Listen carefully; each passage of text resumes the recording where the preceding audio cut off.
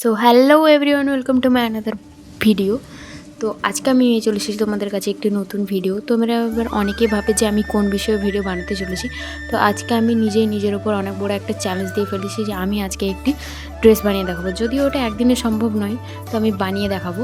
তো তোমরা কিন্তু অবশ্যই প্রথম থেকে শেষ পর্যন্ত ভিডিওটিকে দেখো, কেউ কিন্তু স্কিপ করো না। এবং আর হ্যাঁ, এটা নিয়ে কিন্তু অলরেডি অনেকগুলো শর্টস আমি পোস্ট করে রেখেছি, তোমরা চাইলে দেখে আসতে পারো। এবং প্লিজ আমাকে একটু সাপোর্ট করো। তো আজ কিন্তু আমি বিশাল আনন্দই ছিলাম, কারণ আমি আজকে নিজেই প্রথমবার এরকম কিছু একটা বানাতে চলেছি যেটা আমি কোনো দিনই বানাইনি। আর হ্যাঁ, ভিডিওটি কিন্তু কেউ স্কিপ করবে না, প্রথম থেকে শেষ পর্যন্ত কিন্তু তোমরা অবশ্যই দেখো যে আমি কিভাবে বানালাম। হ্যাঁ, আর যারা কিন্তু আমার চ্যানেলে নতুন তারা অবশ্যই আমার চ্যানেলটিকে সাবস্ক্রাইব করে এবং আমার ভিডিওটিতে লাইক করতে একদম ভুলবে না। তো আমি আজ বানাতে চলেছিলাম এই ড্রেসটা। আমাকে একটু সাহায্য করলে হয়তো তোমাদের কোনো ক্ষতি হবে না। এটাই কিন্তু আমার ফার্স্ট টাইম এই ড্রেসটা বানানো। তো এই যে আমি এখানে একটি হোয়াইট ধুতি নিয়ে ফেলেছি, আর আমার কাছে কিন্তু সত্যি কথা বলতে লাইনিং আমি আনিনি। তো ভাবলাম যে প্রথমবারে কি হবে না হবে, তাই আমি অযথা টাকা খরচা করতে যাইনি। তো এই সাদা শাড়িতে প্রায় আমার 2 বছর পুরনো একটা শাড়ি আলমারিতে ছিল। তো ভাবলাম সেটা দিয়ে আর কী করা যাবে, এটা যখন রয়েছে চলো এই ড্রেসটা আমি বানিয়ে ফেলি। আর সেটা কিন্তু তোমাদের সাথে অবশ্যই শেয়ার করবে। এবং আমি ড্রেসটা বানানো হলে রিভিউ কিন্তু আমি নিজেই দেবো। আমি খারাপ হলেও ভালো, আমার কাছে কোনো দুঃখ নেই। তো দেখো, প্রথমে আমি আঁচলের যে পোর্শনটা ওটা আমি কেটে নিয়েছি। আর এই দেখার জন্য অধীর আগ্রহে বসেছিল। তো ফার্স্টে আমি কী করলাম যে দুপাশের যে পাড়গুলো রয়েছে ওগুলোকে আলাদা করে এরকম একটা আমি আমব্রেলা কাটিংয়ের একটা শেপ দিয়ে দিলাম।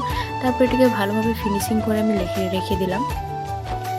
তো এরপর আমি মেন কাপড়ের উপরে বসে আগে আমি লাইনিংয়ে কেটে রেখেছিলাম উপরে বডি পার্টটা। তো একে একে এগুলোকে ভালোভাবে কাটিং করে নেব।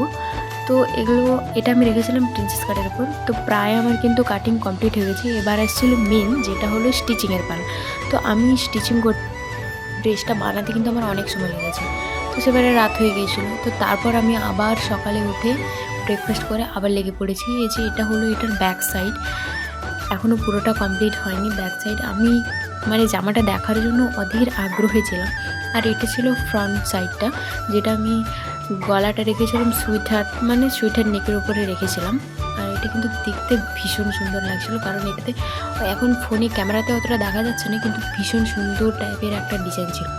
জামাটা তো আমি গায়ে নিয়েও দেখছিলাম যে আমাকে কীরকমটা লাগে। তো তারপর আমি দুটো বর্ডারকে জয়েন করে নিয়েছিলাম, যেটা আমি নিচে দেবো। জামা কিন্তু আমার প্রায় কমপ্লিট হয়ে গেছিলো। করতে কিন্তু সন্ধে হয়ে যায়, তবু করতে পারি। তো তারপরের দিন সকালে আমি আবার লটকানটা করি, সেদিনও কিন্তু আমি কমপ্লিট করতে পারি। তারপরের দিন আমি সকালে আবার ছিল আমার ড্রেসের ফাইনাল লুক।